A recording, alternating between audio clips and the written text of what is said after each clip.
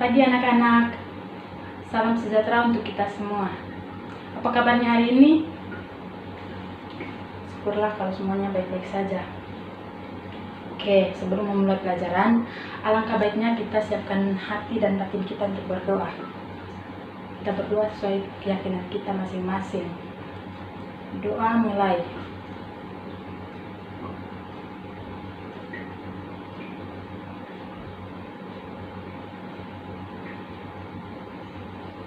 Doa selesai.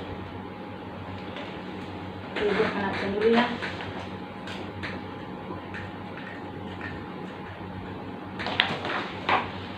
Siti Wirda, Skolastika Marsiani, Roselina Ramos, Vincentia Suhu, Saverinus Ino, Domingus.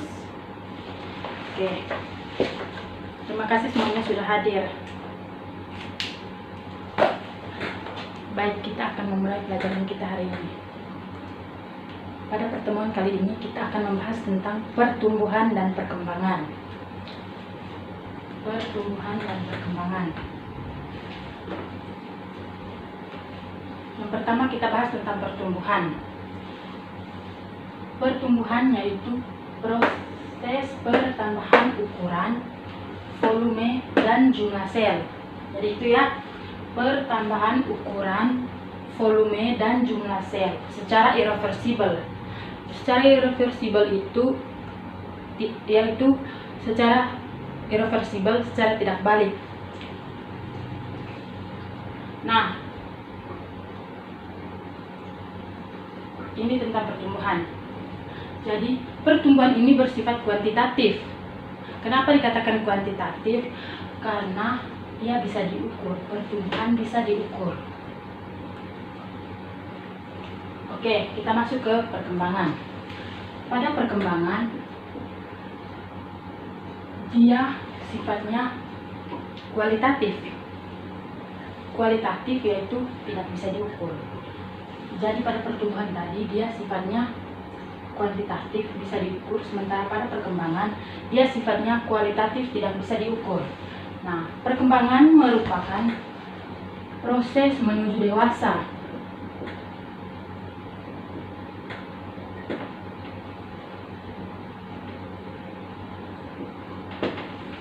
Jadi itu ya, pada perkembangan dia bersifat kualitatif atau tidak bisa diukur. Perkembangan merupakan proses menuju dewasa, di mana kematangan suatu organisme dapat tercapai. Sampai di sini paham? Oke. Jadi pertumbuhan dan perkembangan sudah jelas di sini ya. Pertumbuhan bersifat kuantitatif, pertumbuhan bersifat kualitatif. Nah, kita masuk ke tumbuhan.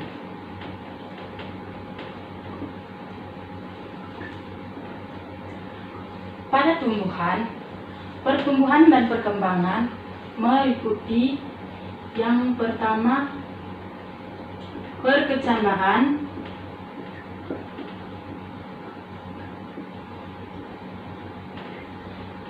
pertumbuhan primer,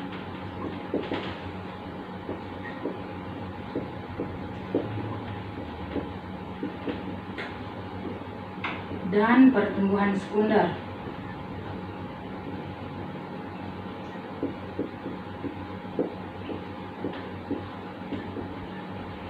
Jadi itu ya, pada pertumbuhan dan perkembangan meliputi perkecambahan, pertumbuhan primer, dan pertumbuhan sekunder.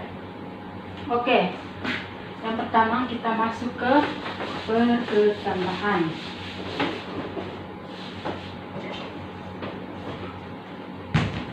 Kita masuk ke perkecambahan.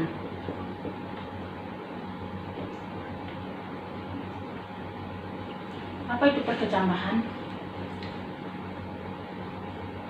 Nah, perkecambahan merupakan berakhirnya masa dormansi biji. Berakhirnya masa dormansi biji. Jadi masa dormansi itu masa inaktif dari biji itu sendiri. Ya, perkecambahan. Proses berakhirnya masa dormansi biji. Oke, misalnya biji, kan biji ini biji toh, biji dia akan membutuhkan air. Ini air, dia membutuhkan air. Nah, saat biji membutuhkan air, di sini dinamakan proses imbibisi. Jadi proses imbibisi yaitu proses masuknya air ke dalam biji. Nah, setelah air masuk ke dalam biji, dia mengaktifkan hormon giberelin.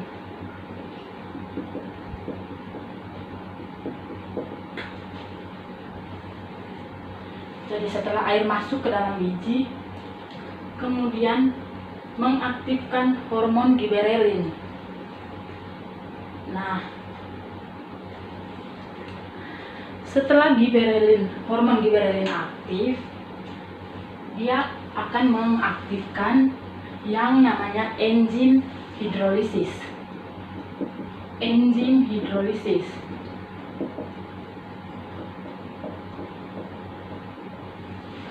Enzim hidrolisis terdiri dari yang pertama protease, lipase, dan amilase. Jadi itu ya, setelah air masuk ke dalam biji atau proses imbibisi, aktiflah hormon giberelin. Setelah hormon giberelin aktif, dia mengaktifkan enzim hidrolisis yang terdiri dari protease, lipase, dan amilase. Kemudian setelah enzim hidrolisis aktif, cadangan makanan dipecah. Di sini cadangan makanan dipecah.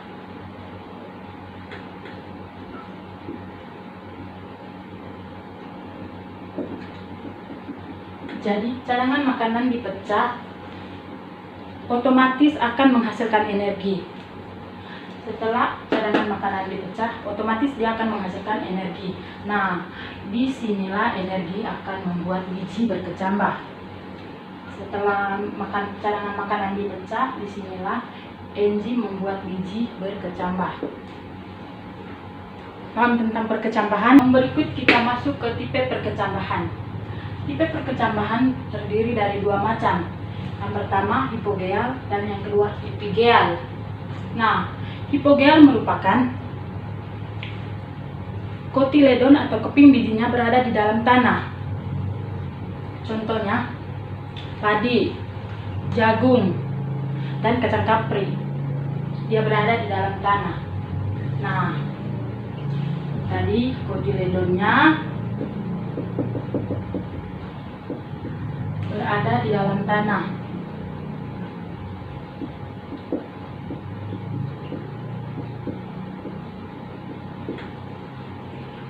Sedangkan epigeal, kotiledon atau keping bijinya berada di atas tanah. Kotiledon atau keping bijinya berada di atas tanah.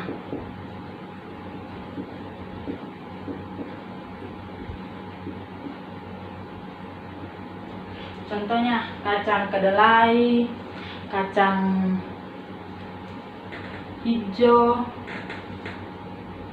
dan kacang tanah. Jadi paham tentang tipe perkecambahan? Oke, baik adik-adik, kita lanjut ke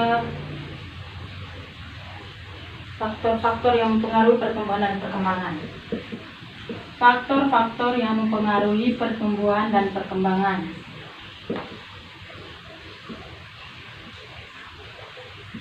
Faktor-faktor yang mempengaruhi pertumbuhan dan perkembangan, yang pertama faktor internal dan yang kedua faktor eksternal. kita bahas dulu tentang faktor internal. Jadi faktor internal merupakan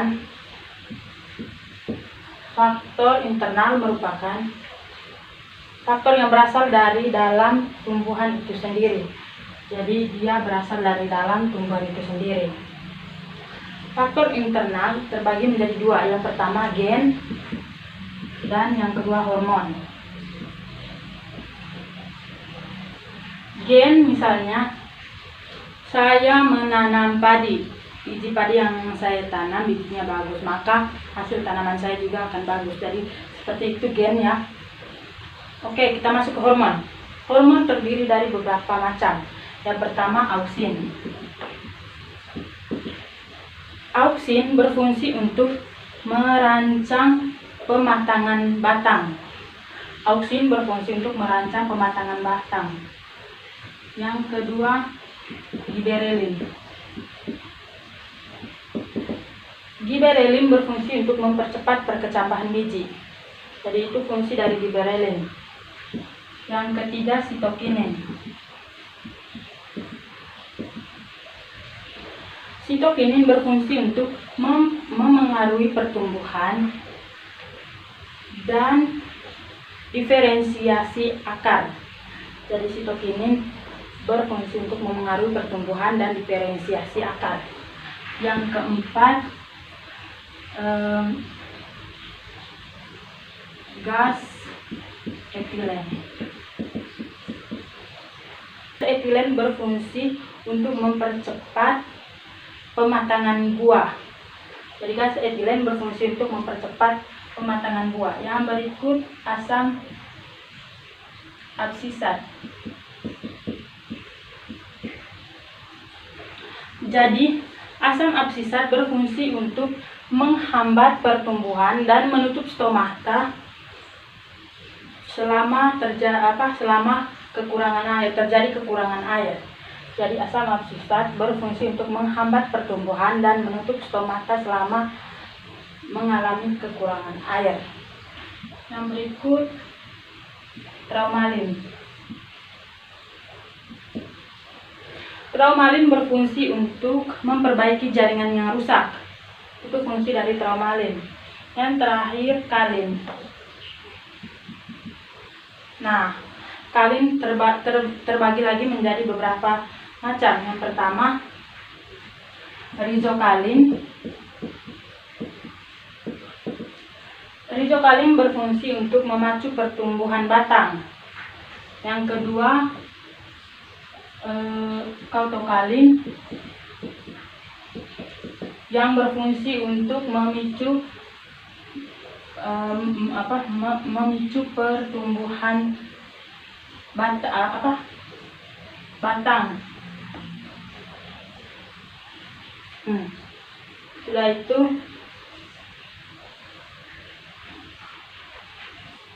kautokalin, ada lagi filokalin. Filokalin berfungsi untuk memacu pertumbuhan daun. Dan yang terakhir adalah antokalin.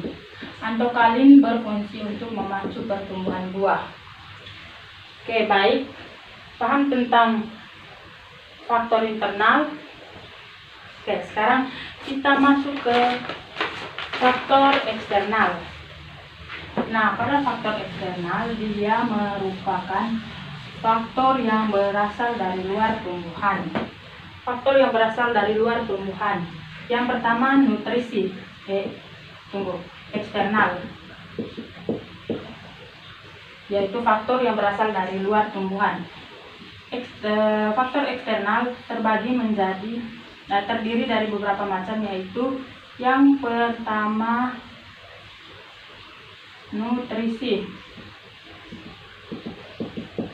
Jadi nutrisi terbagi menjadi dua, yaitu makronutrien dan mikronutrien. Makronutrien yaitu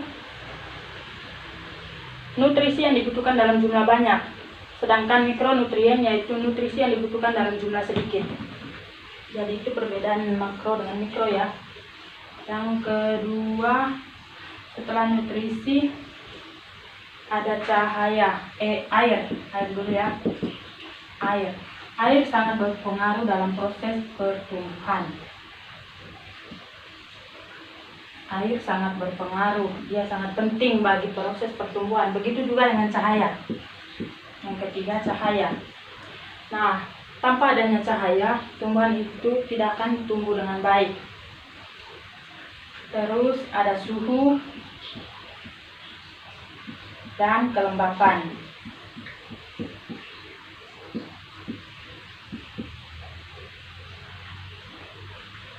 Baik adik-adik, sampai di sini ada yang mau bertanya? Oke. Sekarang saya akan memberikan membagi dalam beberapa kelompok. Hitung dari 1 sampai 3. Siapa yang dapat nomor yang sama, duduk sesuai dengan kelompoknya masing-masing. Oke? Nah, sekarang hitung dari 1 sampai 3. Oke, baik. Kelompok 1 di bagian kiri, kelompok 2 di tengah, dan kelompok 3 di bagian kanan. Oke, baik adik-adik, silakan kumpul tugas kelompoknya. Ketua kelompok mewakili ya. Oke. Sekarang waktunya sudah habis, Ibu akan memberi kalian latihan dan kerjakan di rumah sebagai tugas. Minggu depan kita dikumpul ya. Kita akan melanjutkan materi minggu depan. Baik adik-adik, terima kasih untuk waktunya hari ini. Selamat pagi dan sampai jumpa.